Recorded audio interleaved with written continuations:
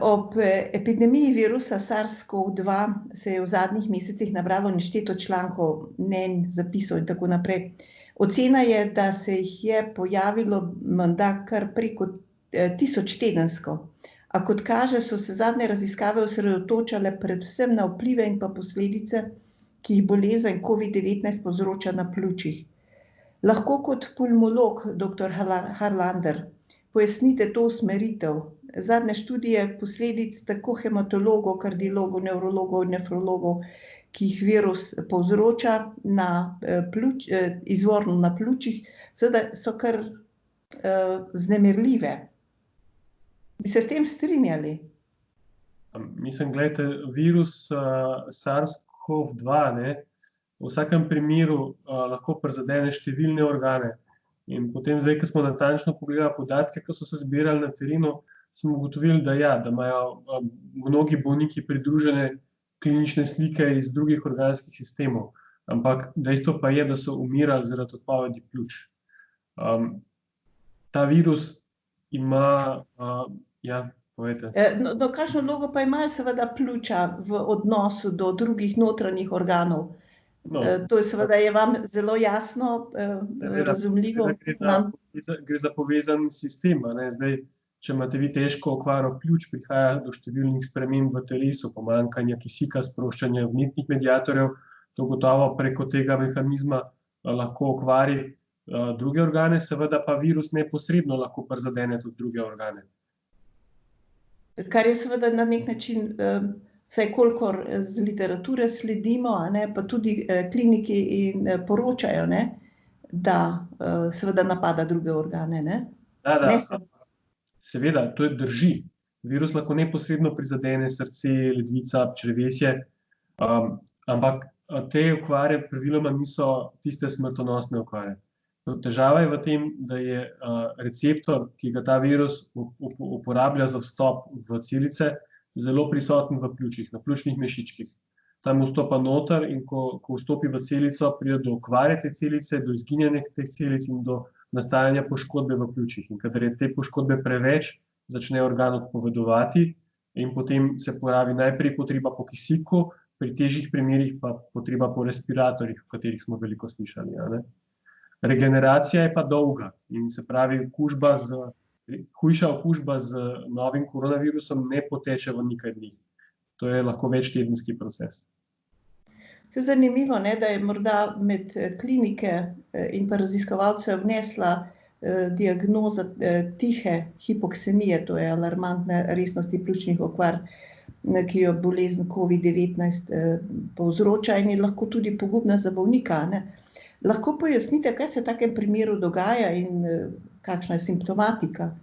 In pa tudi, ali lahko recimo ta COVID pljučnica pri takem obolelem že prej nekaj časa dogaja in se potem nenadoma zgodi ta hipoksemija?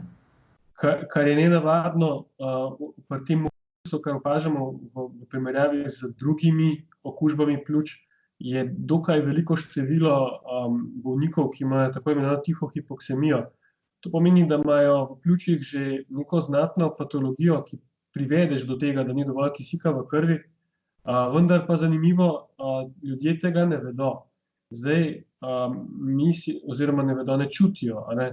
Mi si to zdaj poskušamo razlagati na ta način, videti morate, da prave razlage pravzaprav še nimamo. Lahko, da se bo pojavila tudi kakšna nova teorija še oziroma razlaga, vendar mi menimo, da v tej fazi bolezni, ko imajo bolniki hipoksemijo, pa ne čutijo še težke sape, da pljuča pravzaprav še zmeraj delujejo normalno kot pri izmenjavi volumna zraka, se pravi za vdih neke količine zraka je potrebno ravno toliko dela kot prej.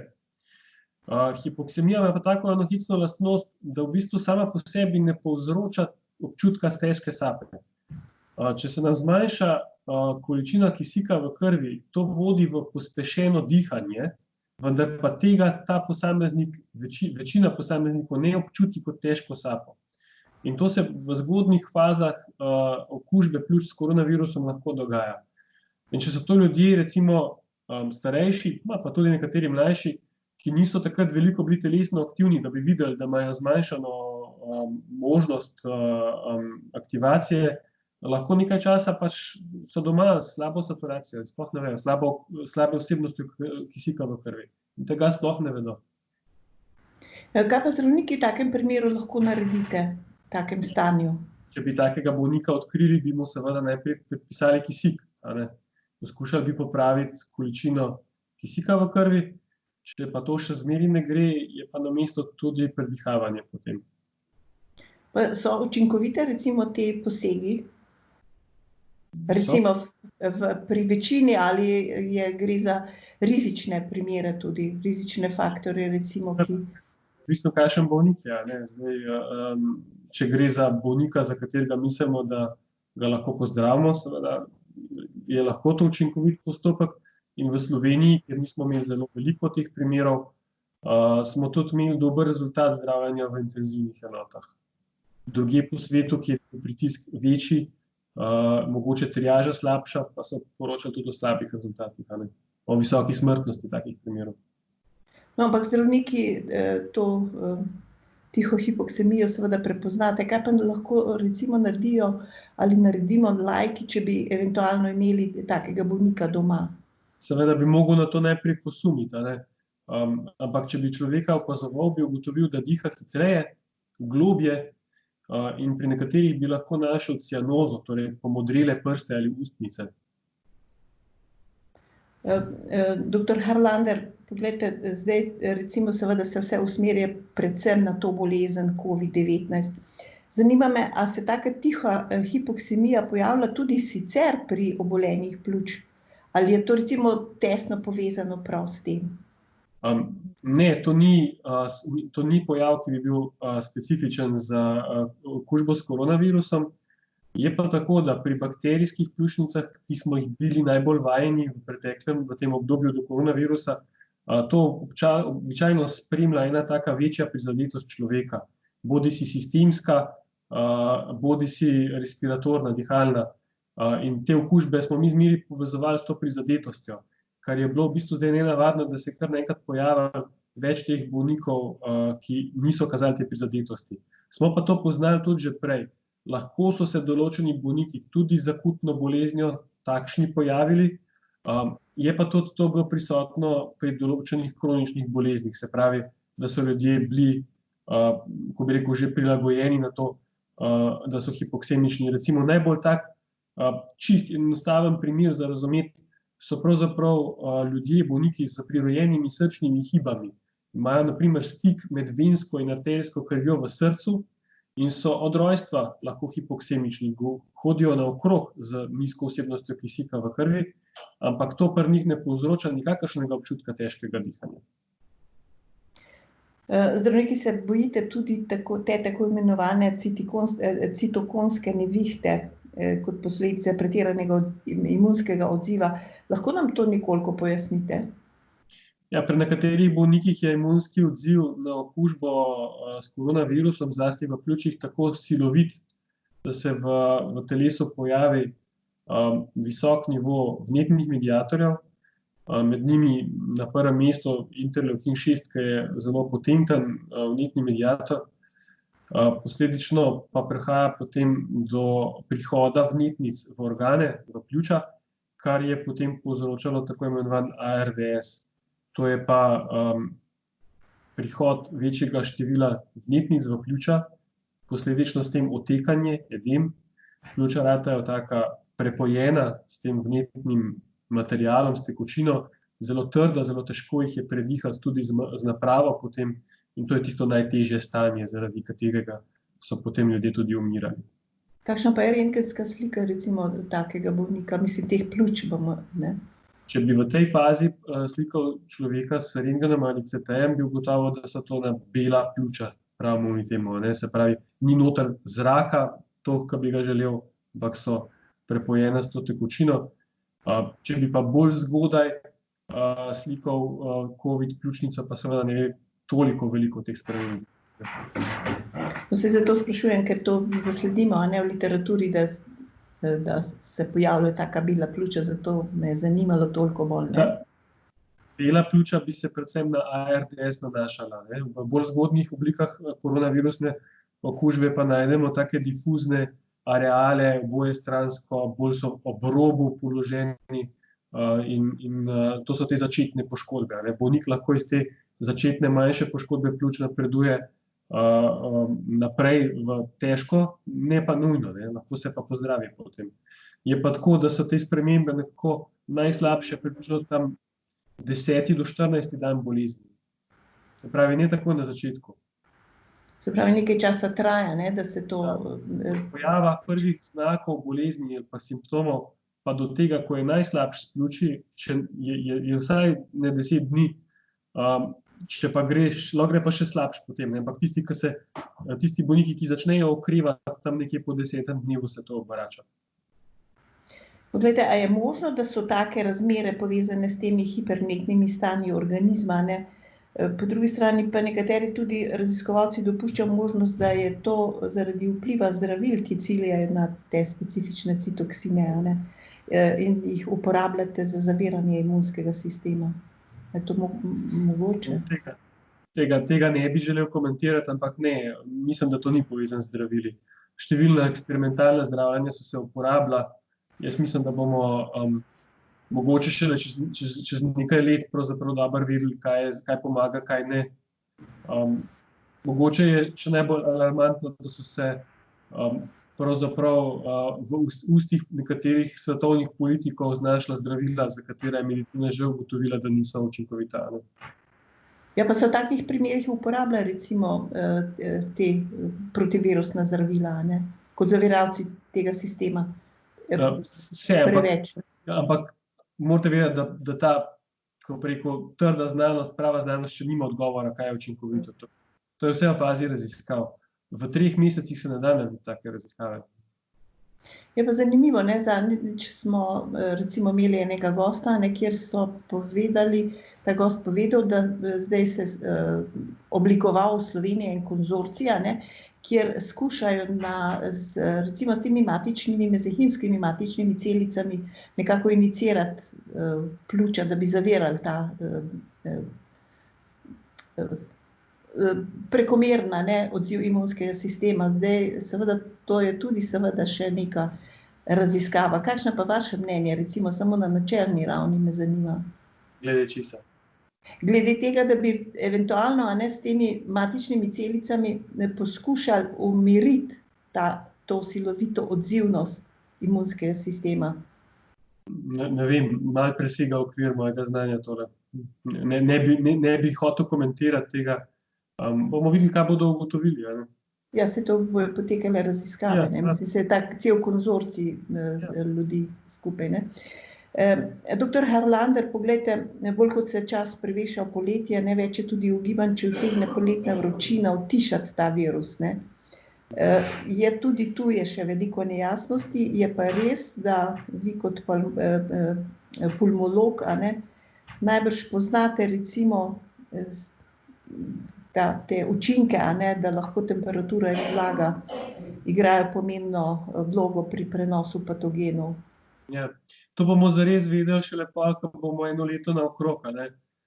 Je pa tako, da z ostalimi respiratornimi virusi vsekakor velja, da jih je poleti manj kot pozimi. Vsak leto beležimo značilen porast virusov, ne vem, začne se decembra, končuje se nekje aprila, maja. In v to skupino so spadali tudi ostali koronavirusi človeški. Tako da zdaj, da bi bil ta koronavirus bistveno drugačen, vsi upamo, da ni, da bo poleti breme manjše. Vsekakor se tudi mi obnašamo drugače v poletnem času, smo več na zraku, na soncu, to sigurno zavira eno propagacijo virusov. Naše sluznice so manj izsušene, manj je tega, se pravi, bolj smo odporni na vstop virusa, Tako da številne izkušnje kažejo do zdaj, da bo poleti boljše. Smemo pa a priori predpostaviti, da se virus poleti ne more širiti. Tudi konec koncev izkušnje iz toplejših držav kažejo, da se lahko. Se pravi, verjetno bomo imeli poletje en relativen mir, kar pa ne pomeni, da bo izginil iz populacije ta virus. In tako kot pravite, ne, bo se šele čez čas videlo, ko bojo recimo te čas potekal in pa raziskave, ki bojo. Ja, noben na svetu nima magične krogle, da bi lahko pogledal noter, kaj bo čez eno leto. Ne. Lahko samo pač domnevamo določene stvari, samo včasih nas podatki presenetijo, da niso taki, kot smo domnevali. No, ob koncu, doktor Harlander, me zanima še vaše mnenje o odzivu vseh znanstvenih disciplin ob pandemiji, predvsem seveda medicine in seveda tudi sorodnih ved, recimo, ne, ki se je tako nenadoma ob udaru tega virusa, ne, združila znanstvenike vsega sveta in svoje dosežke in spoznanje so dali na razpolago. Nič ni bilo zaklenjeno, ne, v teh etabliranih revijah. Ne. Vsa znanstvena skupnost je lahko videla. Ne. Jaz mislim, da je to super, ne, da so omogočali oziroma da se znanje propagira neovirano, ne, da ni treba iskati dostopov do prispevkov, je enkratno in mislim, da ne vem, če beležimo že kdaj v zgodovini, da bi se celotna znanstvena skupnost to odvrgla v en problem hkrati, kot smo se zdaj v ta problem s koronavirusom. Je pa seveda treba povedati, da je čas kratek za kvalitetne znanstvene raziskave in zaključke. Se pravi, mi imamo izkušnje s tem virusom nekako od začetka leta, recimo, ko se je sploh identificiral, ne vem, je pol leta zdaj od tega prvega razpoznave, da se nekaj čudnega dogaja. In to je kratek čas za dobre raziskave, za dobro prečiščenje teh podatkov. Tako da jaz se bojim, da je v teh 1000 člankih na teden, ki so izhajali, tudi marsikakšen takšen, ki ne bo zdržal potem dodatne kritične presoje. Mislite, da se utegne recimo ta sistem, kot sva rekla, da so bile vsi članki, vse raziskave, ki so bile recimo narejene, na razpolago vsem, celotni znanosti. Utegne to kaj spremeniti recimo v prihodnje odnos do znanosti ali bo spet po istem sistemu zaprto? Ne vem, če je to tak velik problem pravzaprav bil. Ne vem, mogoče. Jaz mislim, da bodo seveda te revije spet začele zaračunavati dostop, tako ali pa drugače, ker od nečesa morajo živeti, tudi oni. Se pravi, če bo pač to tisto, kar bo prinašal dohodek, bodo prej kasneje to začeli tako delati. Mislim pa, da odnos znanosti ne bi smel biti odvisen od tega. Znanost vendarle ima neka pravila, po katerih mora delovati. Če se te pravila začnejo preveč upogibati, potem to ni več znanost. No, mora se pa najbrž tudi zaupanje v znanost, v takem sistemu tudi potem povečati, tudi v prihodnje. Zaupanje se bo povečalo s tem, da se bo povečala kritičnost do vsega ugotovljenega. Kar poglejte, naprimer, kakšne dezinformacije so zaokrožile že v tem času. Od tega, da se ne sme jemati zaviralcev ACE, kar je bil prehiter zaključek, zdaj večinoma priporočamo, da temu ni tako. Še več, nekateri mislijo, da obratno, da so mogoče celo zaščitni, ampak to je spet nekaj, kar je treba potem kritično presoditi in ugotoviti v raziskavah. Potem se je priporočalo še iz strani nekaterih politikov uživanje hidroksiklorokvina, antimalarika, za katerega je ravno tako zdaj že znanost ugotovila, da ne pomaga pri poteku pljučnice, ampak še več, da v bistvu samo povzročimo stranske učinke bolnikov in pri nekaterih so stranski učinki znatni. Se pravi, to so določene informacije, ki se ne bi smele razširiti iz znanstvene skupnosti navzven. Ja, javnost pa seveda sam hlepi po teh, in ravno tu bi treba najbrž na nek način več kritične presoje, kot pravite, in pa tudi na nek način ozaveščenosti. No, seveda, ampak zdaj javnost pričakuje nek hiter odgovor od znanosti, ker smo pač navajeni, da živimo v hitrem svetu, vse mora biti takoj. Jaz pa hočem povedati, da pač je to proces in da ne da se v tako kratkem času vseh odgovorov poiskati.